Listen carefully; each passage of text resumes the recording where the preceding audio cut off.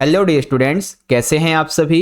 तो आज की इस वीडियो में हम लोग डिस्कस करने वाले हैं क्लास 11th के एडमिशन क्राइटेरिया के बारे में। जी हाँ बच्चों, आप में से जितने भी बच्चे अभी क्लास 10th में थे, ठीक है, अब आप पास आउट होकर अपनी नेक्स्ट क्लास में जाने वाले हैं, यानी कि 11th क्लास में एडमिशन लेने वाले हैं, ठीक है।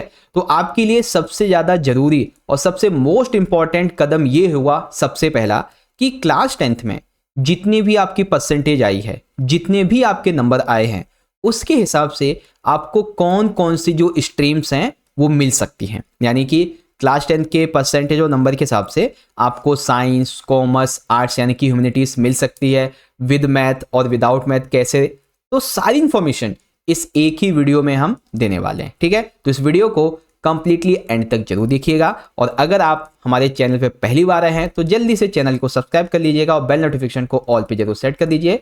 और साथ ही 11th क्लास का हमारा टेलीग्राम ग्रुप आप ज्वाइन कर सकते हैं, और चाहें तो आप हमें इंस्टा पे फॉलो कर सकते हैं, ये आईडी है, ठीक है। चलो शुरू करते हैं। तो देखो बच्चों, 23 तारीख को, ठीक है, 23 मार्च 2025 को एक ऑफिशियल सर्कुलर आता है डीओई की तरफ से, जिसमें कंप्लीट ये इंफॉर्मेशन दी जाती है कि जो 2025 और 26 के लिए स्टूडेंट्स रहेंगे, ठीक है, इनके लिए क्या क्राइटेरिया रहने वाला है उसके बारे में, ठीक है। तो चलो सबसे पहले यहाँ पे हम बात करते हैं। देखो यहाँ पे ना टोटल 5 टॉपिक होंगे हमारे: science with math, science without math, commerce with math, commerce without math, and सबसे आखिर में रहेगा ह्यूमैनिटीज, ठीक है। तो आपको मैं एक एक करके सारी चीजें बताऊंगा, बड़े ध्यान से देखिएगा, ठीक है। देखो सबसे पहले बात करते हैं कि साइंस विद मैथ के लिए, ठीक है। तो साइंस विद मैथ के लिए सबसे पहली बात, क्लास 10th में, ठीक है, जो आपका रिजल्ट आया ना, उसमें आपके 55% मार्क्स होने चाहिए। कितने? 55% मार्क्स होने चाहिए, ठीक है। टोटल ओवरऑल 100 में से 55। और अगर साइंस विद मैथ आपको लेना है तो इंग्लिश में आपके कम से कम 50% यानी कि 50 नंबर, और स्टैंडर्ड मैथ या फिर बेसिक मैथ है तो भी आपके 50% होने चाहिए, और साइंस में आपके 50% नंबर होने चाहिए। यानी कि इंग्लिश, मैथ और साइंस ये तीनों मिला के आपके 50-50 नंबर इसमें होने चाहिए, तभी आपको साइंस विद मैथ मिलेगी, ठीक है। क्लियर है। सेकंड टॉपिक है साइंस विदाउट मैथ, यानी कि जिन बच्चों को साइंस लेनी है लेकिन मैथ नहीं लेनी उनके लिए। तो देखो इसमें भी आपका सेम टॉपिक है कि क्लास 10th में आपकी 55% होनी चाहिए, लेकिन इंग्लिश में तो चलो आपके 50% होने चाहिए, ठीक है। लेकिन जो आपका मैथमेटिक्स है, चाहे आपका मैथ स्टैंडर्ड हो, उसके लिए 40% होने चाहिए आपके। अगर बेसिक मैथ आपकी 10th में थी तो उसमें 45% होनी चाहिए। बाकी साइंस में तो आपका बिल्कुल सेम है, 50%, ठीक है। तो एक टॉपिक क्लियर हो गया, साइंस विद मैथ और विदाउट। अब आते हैं तीसरे वाले पे, यानी कि सेकेंड टॉपिक कॉमर्स के लिए। तो सबसे पहले कॉमर्स, चाहे आप विद मैथ लें या विदाउट मैथ, आपकी जो 10th में परसेंटेज है वो होनी चाहिए भाई 50%, ठीक है। कितनी? 50%। तो पहले विद मैथ के बारे में बात करते हैं। तो इसके लिए इंग्लिश में आपके होने चाहिए 45%, स्टैंडर्ड मैथ या जो भी आपके पास मैथ है उसमें होने चाहिए आपकी 50%, और एसएसटी, ठीक है, एसएसटी यानी कि सोशल साइंस में आपके 45%। बाकी फिर यहाँ पे हम बात करते हैं अगर कॉमर्स विदाउट मैथ की, तो इसमें आपकी टोटल परसेंटेज तो 50 चाहिए ही चाहिए। बाकी हिंदी और इंग्लिश में से किसी एक में 45% या उससे ज़्यादा होनी चाहिए, और एसएसटी में 45%। बाकी तो कोई जिसमें ज़्यादा नंबर आए होंगे वो लिख सकते हो। अब टोटल तीन लिखने होते हैं, ठीक है। तो कॉमर्स विद मैथ के लिए ये जरूरी है आपके लिए, ओके। अब सबसे आखिरी जरूरी आता है 5th पॉइंट, जो कि है ह्यूमैनिटीज, ठीक है।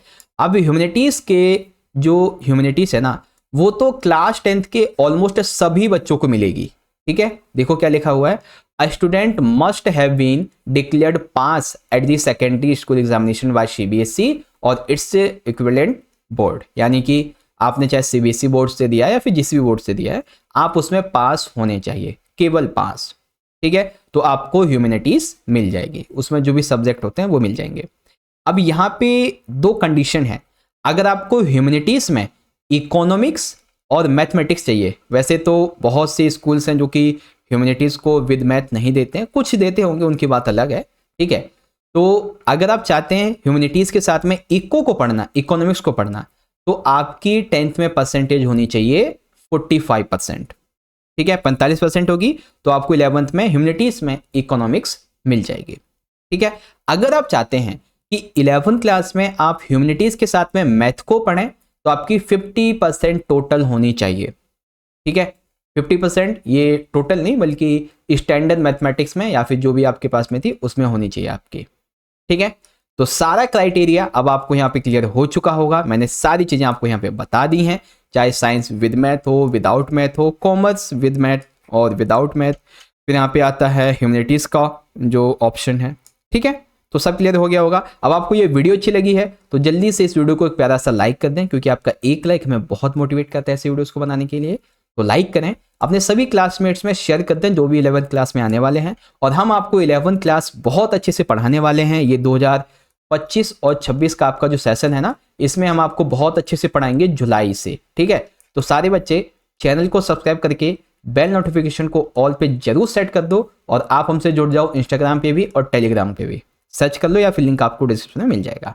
ओके बच्चों, और एक चीज, अगर आप सभी चाहते हैं कि आपको मैं ये भी बताऊं कि आपका जो एडमिशन फॉर्म होता है, ठीक है, एडमिशन फॉर्म होता है उसको कैसे भरना है।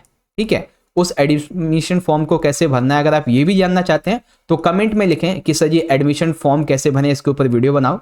मैं डेफिनेटली आपके लिए नेक्स्ट वीडियो उसी टॉपिक पे बनाऊंगा। ठीक है, तो जल्दी से कमेंट करो अगर आपको ऐसी वीडियो चाहिए तो। ठीक है, बाकी मिलते हैं आपसे अगली वीडियो में। इस वीडियो को देखने के लिए आपका बहुत बहुत धन्यवाद। जय हिंद, जय भारत, वंदे मातरम।